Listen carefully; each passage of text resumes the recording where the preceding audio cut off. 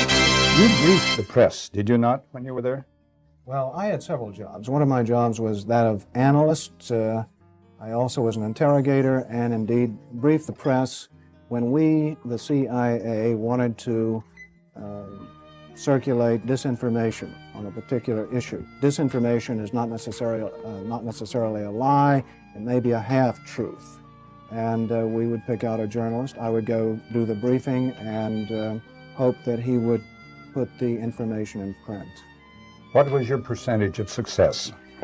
We were pretty successful in planning information of a rather rarefied nature. For instance, if we wanted to get across to the American public that the North Vietnamese were building up their force structure in South Vietnam, I would go to a journalist and advise him that in the past 6 months, X number of North Vietnamese forces had come down the Ho Chi Minh Trail system through southern Laos.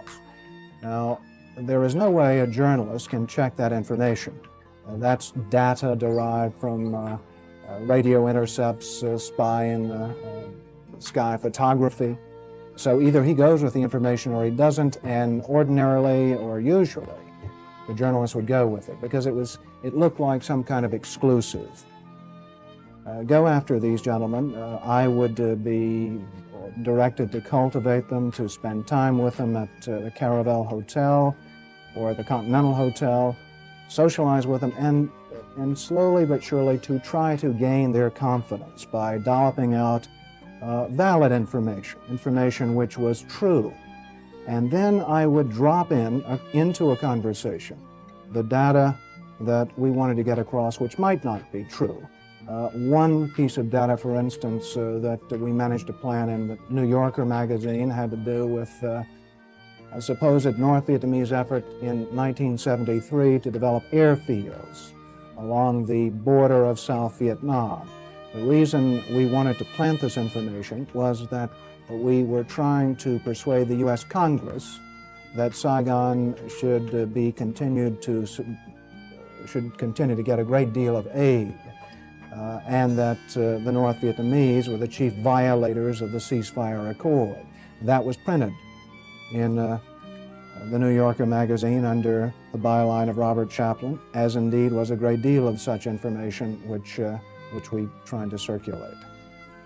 Frank, a two-part question. What were the objectives or what was the objective of the CIA? What about the moral implications of what you were doing in feeding this information? Did the objective override the moral implications, moral problems? Well, the objective of the agency in general is to generate intelligence and get it back to Washington, to get at the truth and make sure the policymakers understand it. When you plant disinformation, you are diverging from that objective, and I think probably in retrospect, it was very counterproductive. I am, as an ex-CIA agent, opposed to the disinformation activities in which I was involved. I admit that I was involved, and I think it served no useful purpose.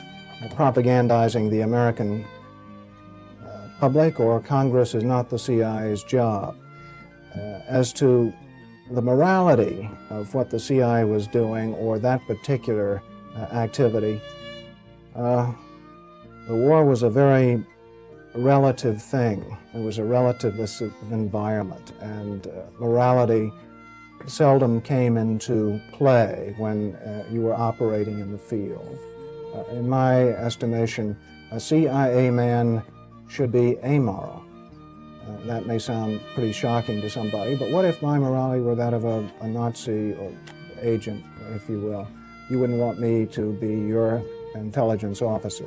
Keep the morals out of intelligence.